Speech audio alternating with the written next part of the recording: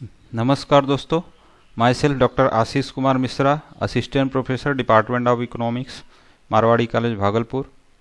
Today we will discuss about utility, total utility and marginal utility. आज हम लोग बातें करेंगे उपयोगिता, कुल उपयोगिता और सीमांत उपयोगिता के बारे में। And this lecture is useful for the 12th student and under graduate students. So let us start with a content of this lecture. In this content you will find utility and introduction, meaning of utility, characteristics of utility, types of utility, relationship between total utility and marginal utility, और उसके बाद last में summary. So friends, first question arise that what is utility? Utility is the amount of satisfaction derived from a commodity or service at a particular time. अर्थशास्त्र में उपयोगिता का क्या अर्थ है कि यह वह संतुष्टि है जो कोई भी व्यक्ति वस्तुएं या सेवाएं या धन संपत्ति के उपभोग से प्राप्त करता है, और उपयोगिता जिस भी वस्तु को वह प्राप्त करता है उसकी आवश्यकता के ऊपर निर्भर करता है। क्या इसका मीनिंग है? In Marshallian approach utility is a quantitative measure of satisfaction, यानी कि जो भी हम संतुष्टि प्राप्त करते हैं उसको हम क्वांटिटी में बदल सकें, या उसको कह लीजिए कि हम मेजर करते हैं, या कह लीजिए कि kind of inherent quality in goods और services, that is known as a utility. It should not be confuse with beneficial goods, या जो लाभदायक वस्तुएं हैं उससे सिनोनिम्स नहीं है, क्योंकि यूटिलिटी हार्मफुल भी हो सकता है। ये उदाहरण में हम यहाँ देख सकते हैं कि ये यूजफुल है, बेनिफिशियल है, लेकिन कुछ चीज़ें हम लोग ऐसा कंज्यूम करते हैं जैसे वाइन हो गया और सिगरेट हो गया, तंबाकू हो गया, जो हमारे स्वास्थ्य के लिए हानिकारक है, लेकिन फिर भी हम लोग उसको उपभोग करते हैं। कैरेक्टरिस्टिक्स ऑफ यूटिलिटी, क्या क्या इसकी विशेषताएं हैं, आइए देख लेते हैं। Utility is a want satisfying power of a commodity, means utility which is a kind of fulfilment inherent any goods और services. Utility has no ethical और मोरल वैल्यू, इसके अंदर कोई नैतिक रूप से वैल्यू नहीं है, क्योंकि यह सकारात्मक और नकारात्मक दोनों तरीके का संतुष्टि प्रदान करता है। जैसे यहाँ एक व्यक्ति शराब का सेवन कर रहा है, अब यह शराब उसको ज़रूरी नहीं कि फ़ायदा पहुँचाए, वह नुकसान भी पहुँचा सकता है और नैतिक रूप से गलत भी हो सकता है, लेकिन फिर भी यदि इसे व्यक्ति को संतुष्टि मिलता है तो वह उपभोग करता है, और उस संतुष्टि को हम लोग यूटिलिटी कहते हैं। Utility is not necessarily equated with useful, सार्थकता के साथ इसको हम इक्वल नहीं कह सकते, क्योंकि कुछ ऐसी वस्तुएं हैं जो उपभोग की जाती हैं और उससे उपयोगिता भी मिलता है, लेकिन वो सार्थक नहीं होता है, जैसे सिगरेट का सेवन करना।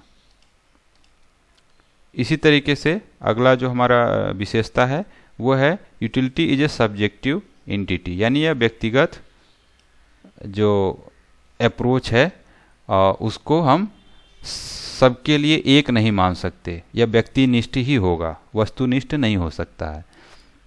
यहाँ पर मैंने उदाहरण लिया है कि ये जो 5 पैसे का पहले सिक्का आता था, 20 पैसे का है, 3 पैसा, 2 पैसा, अब इन सब का जो उपयोगिता है आज के समय में मैक्सिमम लोगों के लिए कुछ उपयोगिता नहीं है, लेकिन कोई व्यक्ति ऐसा है जिसको शौक़ है पुरानी चीज़ों को रखने के लिए, तो उसके लिए इसकी उपयोगिता है और वह इसे खरीदता है और अपने पास रखता है। लेकिन यदि कोई बी व्यक्ति जो यह समझता है कि इसकी अब कोई वैल्यू नहीं है, या इस समय हम इसका कोई उपयोग नहीं कर पाएंगे, इसलिए हम क्यों खरीदें इसको, तो उसके लिए इसकी कोई उपयोगिता नहीं है।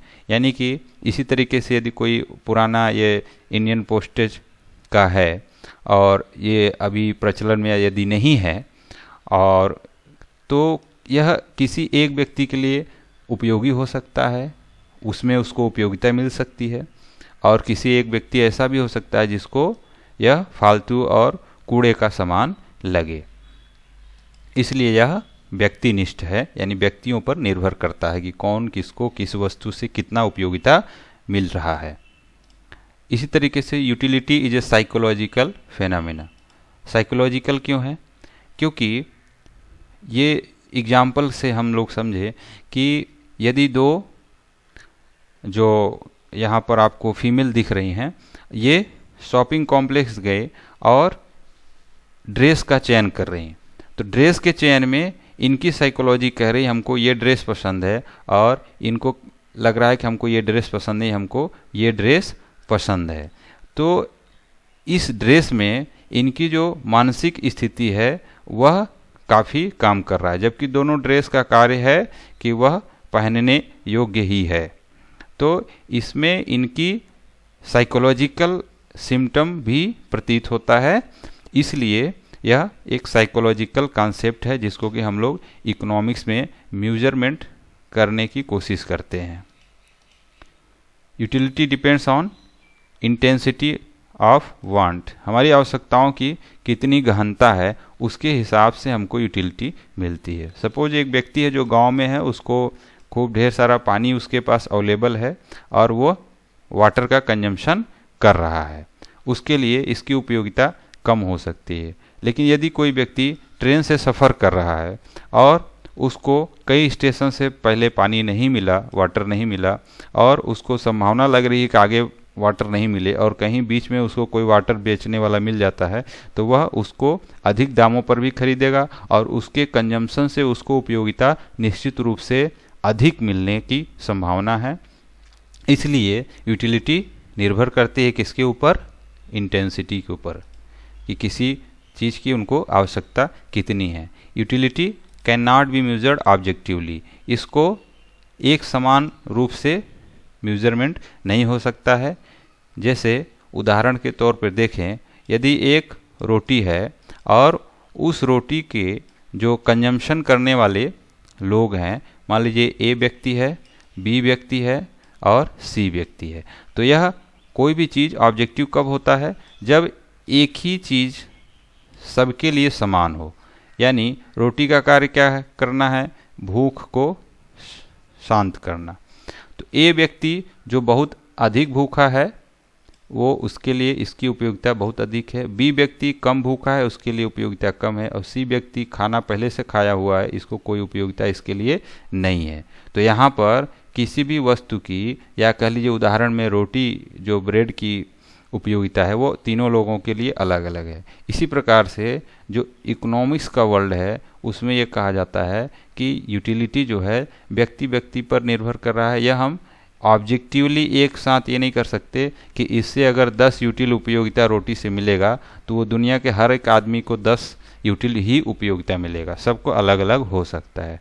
Utility is different from pleasure. यह प्रसन्नता से अलग है, यानी कि किसी वस्तु से के उपभोग से हमको प्रसन्नता ही मिले ऐसा नहीं है। जैसा कि अभी वर्तमान में लॉकडाउन के दौरान देखा जा सकता है, लोग शराब का सेवन कर रहे हैं लेकिन सड़कों पर इस तरीके से दिखाई दे रहे हैं कि उनको कोई प्रसन्नता नहीं है, बल्कि वह केवल फ्रस्ट्रेशन को दूर करने में लगे हुए हैं।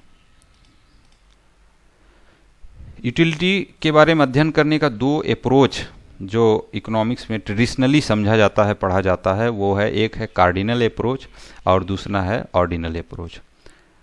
इन दोनों अप्रोच में जो आधारभूत अंतर है, that is according to cardinal approach utility can be measured, but according to ordinal approach utility cannot be measured।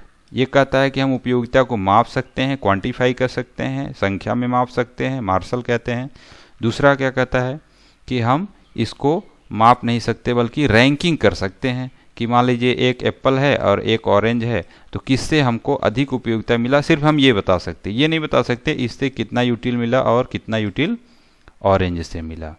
हालांकि ये हमको इसके लिए एक अलग लेक्चर हम लोग रखेंगे। ये चूंकि इसका मेजरमेंट का मेथड का तरीका है, ये हम सिर्फ इसके बारे में जान लें। पहला जो है मार्शल के द्वारा दिया गया और दूसरा जो है जे.आर. हिक्स और आर.जी.डी. एलन के द्वारा दिया गया।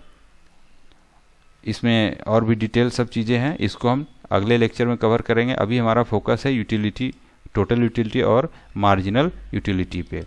तो आइए और आगे देखते हैं। टाइप्स ऑफ यूटिलिटी, उपयोगिता के प्रकार कौन कौन से प्रकार हैं? एक है इनिशियल यूटिलिटी, दूसरा है टोटल यूटिलिटी, तीसरा है मार्जिनल यूटिलिटी।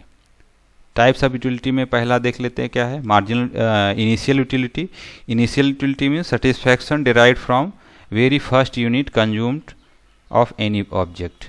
किसी भी वस्तु या सेवा का जो पहला हम यूनिट का कंजम्पशन करते हैं उसको हम इनिशियल यूटिलिटी यानी प्रारंभिक उपयोगिता कहते हैं। जैसे यहाँ हम पहले टमाटर का उपभोग जब करेंगे तो उसके द्वारा जो उपयोगिता मिली हम उसको इनिशियल यूटिलिटी कहेंगे। इसके बाद है टोटल यूटिलिटी यानी कुल उपयोगिता। कुल उपयोगिता का मतलब total satisfaction derived from the product. कोई एक प्रोडक्ट है जिसका कि हमने कई यूनिट का कंजम्पशन किया है और उस सभी यूनिट के कंजम्पशन के द्वारा जो हमको यूटिलिटी मिला उसको हम सबको जोड़ देंगे तो उसको कहा जाएगा कुल उपयोगिता। The sum total of satisfaction which a consumer receives bye consuming the various unit of the commodity. विभिन्न इकाइयों के कंजम्पशन के माध्यम से जो उसको कुल उपयोगिता प्राप्त हुआ हमने जोड़ दिया। तो कैसे जोड़ा, इसको हम फार्मूला भी बना देते हैं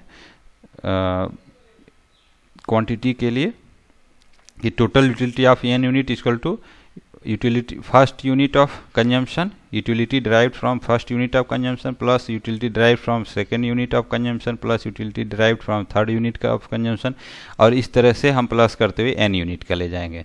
यहाँ यदि हम टमाटर की बात करें, टोमेटो की बात करें तो कुल हम 7 यूनिट का कंजम्पशन कर रहे हैं टोटल, और 7 यूनिट के माध्यम से हमको जो भी कंजम्पशन मिला हमने उसको टोटल जोड़ दिया तो कुल उपयोगिता आ गई। इसी तरीके से हमारा है मार्जिनल यूटिलिटी। मार्जिनल यूटिलिटी क्या कहता है, it is the addition made to the total utility by consuming one more unit of commodity. हम एक अतिरिक्त इकाई का उपभोग यदि करें और उसमें उससे जो कुल उपयोगिता में जो वृद्धि होगी उसको हम क्या कहेंगे, सीमांत उपयोगिता। तो कैसे निकालेंगे इसको, सीमांत उपयोगिता बराबर क्या हो गया, कुल उपयोगिता n इकाई तक का माइनस कुल उपयोगिता n से एक पहले इकाई तक का n-1। अगर यहाँ माने कि हमारे पास कुल 7 टमाटर हैं, 7 टोमेटो, तो total utility of 7 tomato minus total utility of 6 है, 7 माइनस 6 यानी कि 7 minus 1 equal to 6 unit. 6 unit का कंजम्पशन हम घटा देंगे तो यानी जो लास्ट यूनिट का कंजम्पशन है वो मिल जाएगा। इधर देखिए आप एग्जाम्पल के तौर पे 7 टोमेटो मैंने लिया है, अब 7 में से माइनस कर दिए 6 तो बराबर एक लाल का जो पका हुआ टमाटर है उसका हमने कंजम्पशन किया और उसके द्वारा क्या यूटिलिटी मिली हमको, वही that is the known as a marginal utility, सीमांत उपयोगिता के रूप में जाना जाएगा। अब इसके बाद मार्जिनल यूटिलिटी को एक और तरीका है ये मेजरमेंट करने का, यानी change in the quantity of total utility divided by change in quantity of total utility, यानी कि अमाउंट ऑफ टोटल यूटिलिटी में जो चेंज हुआ divided by quantity of consumption के बारे में जो चेंज हुआ। तो delta Y by delta X, इसको हम लास्ट के फिगर में आपको और अच्छे से समझाएंगे अभी इसी लेक्चर में। आगे देखते हैं कर्व ऑफ टोटल यूटिलिटी।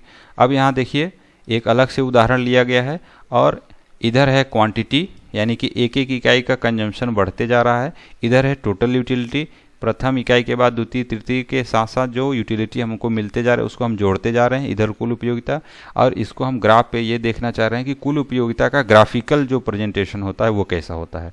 तो पहला यूनिट का है 10, हमको जो कंजम्पशन के बाद जो सेटिस्फैक्शन मिला वो 10 मिला, तो यहाँ से शुरू हो रहा है।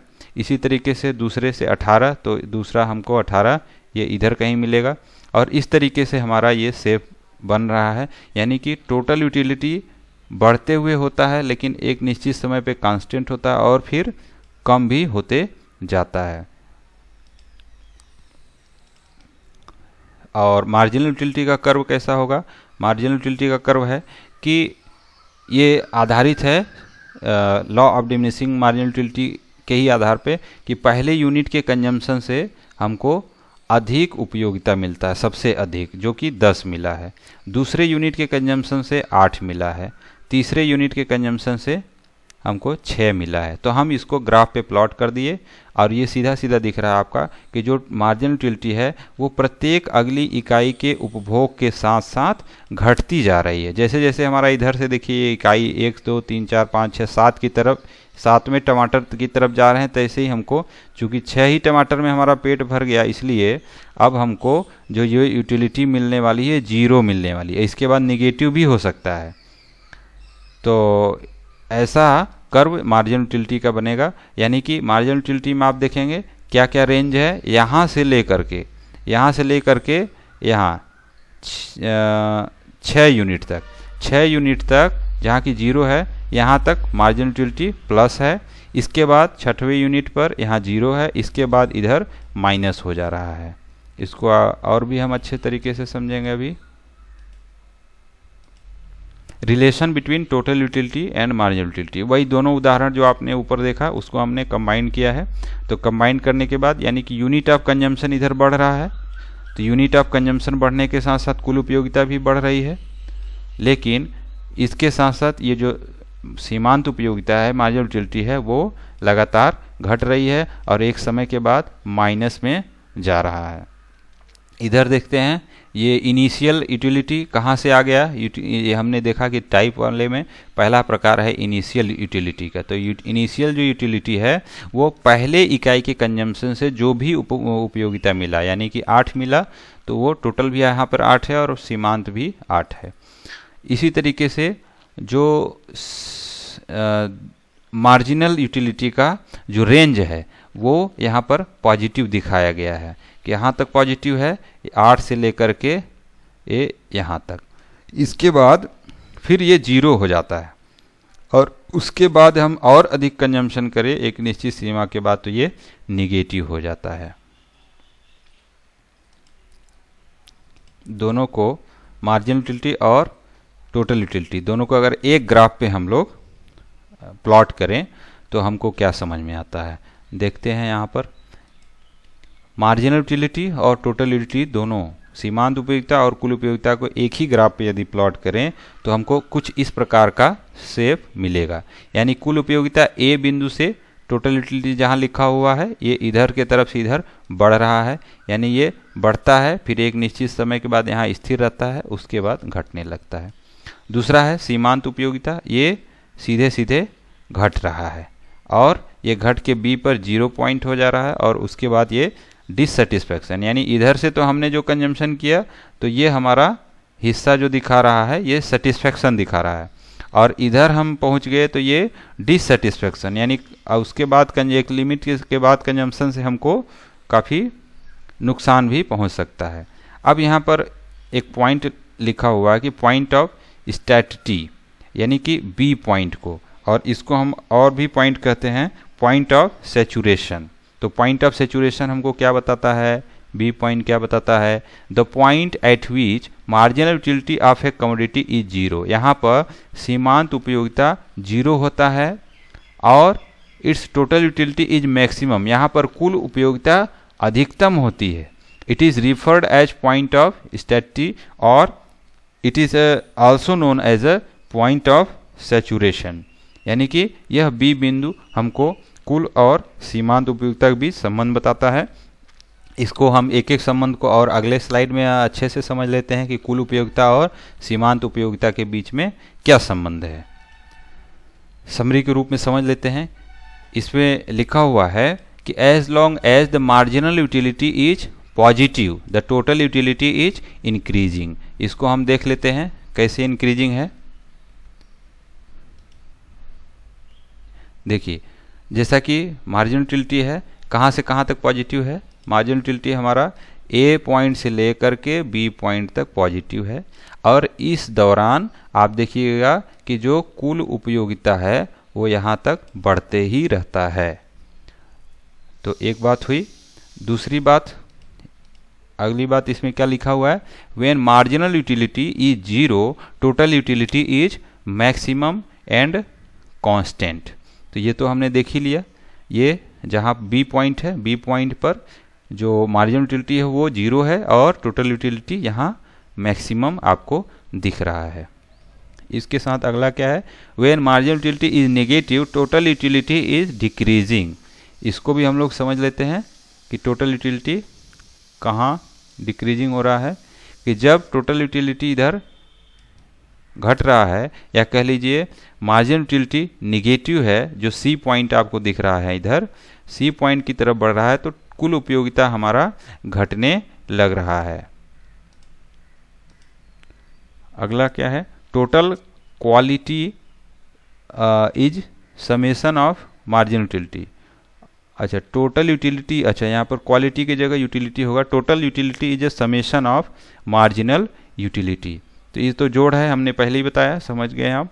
Marginal utility is the slope of total utility curve, यानी कि जो मार्जिनल यूटिलिटी होता है उसको हम स्लोप कहते हैं।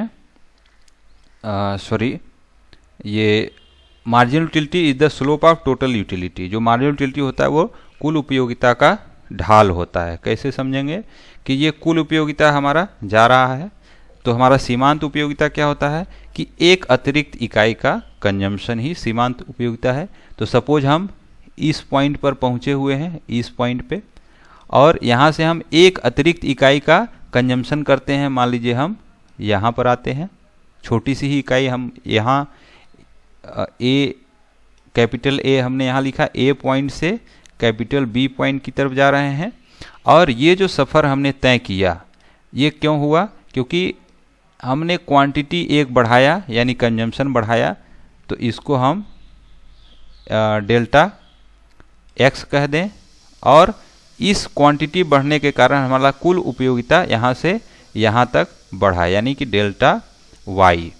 अब आप देखिएगा कि ये यही लिखा हुआ है वहाँ, delta Y divided by delta X. तो डेल्टा एक्स क्या दिखा रहा है कि हमारा क्वांटिटी कंजम्पशन एक इकाई बढ़ रहा है, दैट इज डेल्टा एक्स। अब इस बढ़ने के कारण वाई में जो परिवर्तन आया, यानी कि एक्स के बढ़ने के कारण वाई में जो बढ़ोतरी हुई, इन दोनों के रेशियो को किसका, इस कर्व का ढाल कहते हैं। यानी जो एक कर्व दिख रहा है ना, ए वाला गया है, टोटल यूटिलिटी वाला कर्व ये बड़ा सा गया है, इसका ढाल कहते हैं किसको, सीमांत उपयोगिता को। यानी इस फार्मूले के आधार पर भी आप सीमांत उपयोगिता निकाल सकते हैं या पता कर सकते हैं। सो थैंक यू फ्रेंड्स, ये था कुल उपयोगिता, सीमांत उपयोगिता और उपयोगिता के बारे में थोड़ी सी जानकारी। अच्छा लगे तो लाइक कीजिए, कमेंट कीजिए, सब्सक्राइब कीजिए। और कहना यही चाहेंगे, चूँकि लेक्चर बहुत बड़ा हो जाता है तो यूट्यूब भी अपलोड नहीं होता है और ये सिस्टम भी काम नहीं करता है।